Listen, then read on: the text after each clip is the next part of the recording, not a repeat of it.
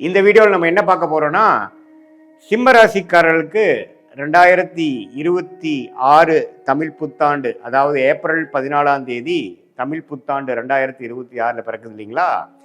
அந்த தமிழ் புத்தாண்டு எத்தகைய ஒரு ஆண்டாக சிம்மராசிக்காரர்களுக்கு இருக்க போகுதுன்னு பார்க்குறோம். அதாவது ஏப்ரல் 14லேருந்து 13 ஏப்ரல் 2027, 26 ஏப்ரல்லேருந்து 27 ஏப்ரல் வரைக்கும் இருக்கக்கூடிய அந்த ஒரு வருட காலம் சிம்மராசிக்காரர்களுக்கு எப்படி இருக்க போகுதுங்கிறது சயின்டிஃபிக் வேதிக் அஸ்ட்ராலஜி முறையில் துல்லியமான பலன்கள், எதையும் அதிகம் மிகைப்படுத்தாமல், பரிகாரங்கள் அது மாதிரி விஷயத்தில் மூட நம்பிக்கைக்குள்ளே போகாமல் உள்ளது உள்ளவாறு எப்படி ஒளி தத்துவம் நம்மளுடைய கர்ம பலனை இந்த வாழ்க்கையில் இந்த குரு பயிற்சி, சனி பயிற்சி, ராகு கேது பயிற்சி, இந்த ஆண்டு கிரகத்தின் சஞ்சாரம் வைத்து இந்த சிம்மராசிக்கு எத்தகைய ஒரு தாக்கத்தை வாழ்க்கையில் எந்த திசையில் சில திருப்பத்தை கொடுக்க போகிறார், எது மாதிரி வாழ்க்கை சம்பவங்களை நம்ம எதிர்பார்க்கலாம் அப்படிங்கிறத நம்ம கொஞ்சம் துல்லியமாக பார்க்க போகிறோம். இப்போ பாருங்க, சிம்மராசிக்கு 8ஆம் இடத்திலே சனி இருந்து அஷ்டம சனி என்று சொல்லப்படுகிற விஷயம் இருக்கவே நமக்கு தமிழ் புத்தாண்டு பிறக்குது. கடந்த ஒரு வருடமாக அஷ்டம சனியில் பாதிக்கப்பட்டிருக்கக்கூடிய சிம்மராசிக்காரர்கள் முன்னமே பார்த்தீங்கன்னா இந்த புத்தாண்டு முழுக்க நம்ம அஷ்டம சனி தாக்கங்கள் இருக்குது. பட் இதில் ஒரு நல்ல விஷயம் என்னென்னா, மக நட்சத்திரக்காரங்க கொஞ்சம் அஷ்டமனி சாக்கத்திலேருந்து வெளியில் வந்துட்டு இருக்காங்க. பூர நட்சத்திரக்காரங்க, உத்திர நட்சத்திரக்காரங்க ஃப்ரெஷ்ஷாக உள்ள அதை பாதிப்பை உணரப் போகிறார்கள்.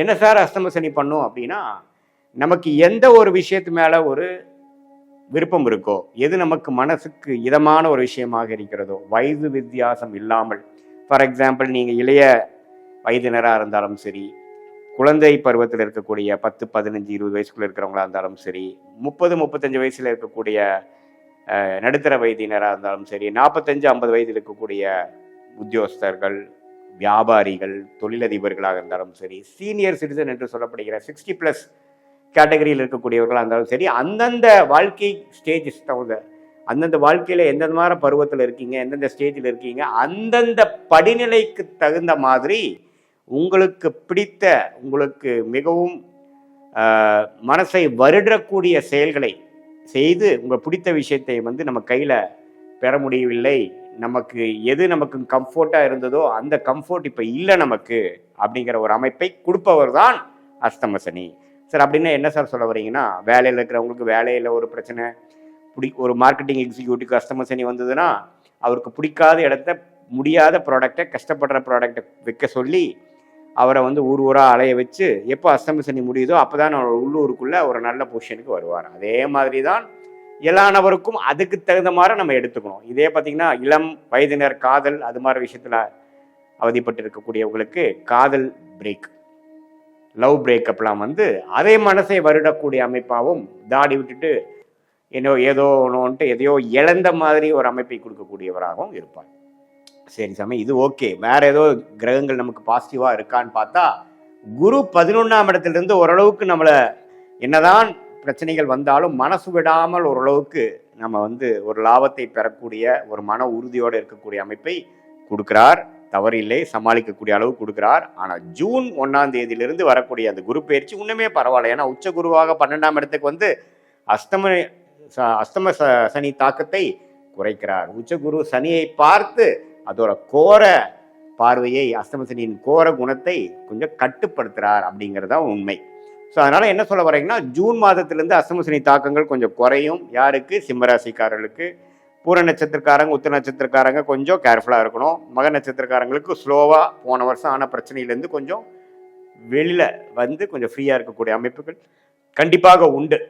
ஸோ இது மாதிரி ஒரு அமைப்பு இருக்கிறத பார்த்தீங்கன்னா, இந்த குரு 11ஆம் இடத்துலேருந்து 12க்கு வந்தாலும் சனியை பார்த்து திருட்பலம் கொடுப்பதனால அஷ்டம சனி கண்ட்ரோலுக்கு வருது. அதே சமயத்தில் ராசிக்குள்ள கேது, 7ஆம் இடத்துல ராகு. ஸோ இது பாருங்க, ஜூன் மாதத்துலேருந்து வர டிசம்பர் 6 வரைக்கும் பார்த்தீங்கன்னா ராகு கேதுகளும் ராசிக்குள்ளே இருக்கும் பொழுது மனக்குழப்பம், குடும்பத்தில் நிம்மதி இல்லை, குடும்பத்தில் நல்ல ஒரு குவாலிட்டியான டைம் ஸ்பெண்ட் பண்ண முடியல, அறக்க பறக்க சுற்றிட்டு இருக்கிற மாதிரி இருக்குது, யாருக்கிட்டையுமே நட்புறவு கொண்டாட முடியல, எல்லாமே பார்த்தீங்கன்னா கொஞ்சம் வேகமாக போகக்கூடிய அமைப்பு, எதுவுமே நம்ம கையில் இல்லை, நம்ம கண்ட்ரோல் இல்லை, ஏதோ ஒன்று நமக்கு விரும்ப விஷயத்தை தேடிட்டே இருக்கமே ஒழிய அது கிடைக்கிற பாடு இல்லைங்கிற மாதிரி வேலை, தொழில், உறவு, உடல்நிலை, இது மாதிரி எல்லா விஷயங்களும் கொஞ்சம் கேர்ஃபுல்லாக இருக்கணும். திருப்திகரமாக இல்லாத நிலைக்கு ஒரு படி பெட்டராகவும் இருக்கும். அதாவது ரொம்ப திருப்தியாக இருக்காது.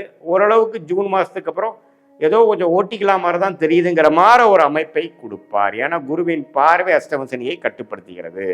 பட் இருந்தாலும் ராகு கேது ராசிக்குள்ளே இருக்கிறனால மனக்குழப்பங்கள், ஓவர் திங்கிங், புதிய நபர்களோட நீங்கள் சந்திக்கும் பொழுது கரெக்டான நபரை தான் பார்க்குறோமா, ஏமாறுறோமா, ஒரு அளவுக்கு நல்ல ஒரு கால்குலேஷன் பழக்கம் எதுவுமே வராதுக்கு முன்னாடியே நம்ம போய் சில விஷயங்கள் செய்து சொல்லி நம்ம ஏமாந்துடுறோமாங்கிறதெல்லாம் ரொம்ப கேர்ஃபுல்லாக இருக்கணும். வியாபாரத்து டிரான்சாக்ஷனில், ஃபினான்ஷியல் டிரான்சாக்ஷனில் எல்லாமே நம்ம ஓரளவுக்கு சமயோஜிய புக்தியோடவும் லாஜிக்கலாகவும் இருக்கும். பேராசைப்படக்கூடாது. அஷ்டம சனியில் பேராசைப்பட்டால் பெருநஷ்டம் அடைவீர்கள்ங்கிறது மனசில் வச்சுக்குங்க. ஏன்னா அஷ்டம சனியில் வந்து டெய்லி வேலை செஞ்சுட்டு இருக்கவனுக்கு, கடுமையாக உழைக்கிறவனுக்கு, அவன் ரெகுலரான ஒர்க்கை வந்து பண்ணுறவனுக்கு பெரிய பாதிப்பு வராது.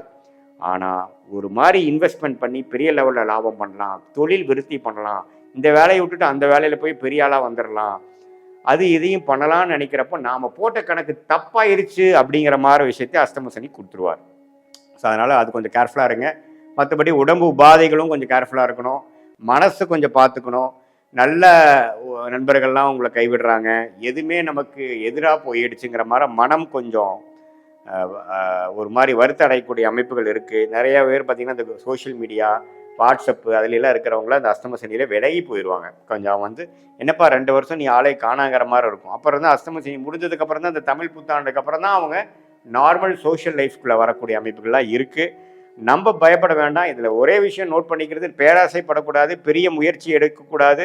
என்ன போயிட்டு இருக்குதோ அதையே நடத்திட்டு இருக்கணும். புதுசாக வந்து அதை மாற்றி இதை மாற்றி இந்த ஒரு வருஷத்தில் சில சாதிச்சிட்றேன் அப்படின்னு பண்ணாமல் கடினமான உழைப்பு, டிசிப்ளின், ஒழுக்கமான ஒரு முறை, அதே சமயத்தில் நேர்த்தியான சிந்தனை, இந்த 3ம் இருக்கும் பொழுது அஷ்டம சனி பெரிய தாக்குதலை கொடுத்து விடாதுங்கிறது நீங்கள் தெரிஞ்சுக்கணும். இது பொதுவான பலனை தவிர உங்களுடைய ஜென்ம ஜாதகத்தில் வரக்கூடிய பிறந்த தேதி, பிறந்த நேரம், பிறந்த உருவத்தி வைத்து வரக்கூடிய ஜாதகத்தை போட்டு திருக்கணித பஞ்சாங்க பிரகாரம் போட்டு அதில் என்ன தசாபுக்திகள் வருகிறதுங்கிறதை பார்த்து, தசைகள் கொஞ்சம் நல்ல தசைகளாக இருக்கும்பொழுது அஷ்டம சனி தாக்கங்கள் சில குறைவாகவும், நல்ல தசைகளாக இல்லாமல் மிகவும் சுமாரான தசைகளாகவும் பிரச்சனைக்குரிய தசைகள் போய்கிட்டு இருக்கும் பொழுது அஷ்டம சனி தாக்கங்கள் உண்மையுமே கொஞ்சம் கடினமாகவும் இருக்கும் என்பதை நீங்கள் தெரிந்து கொள்ள வேண்டும்.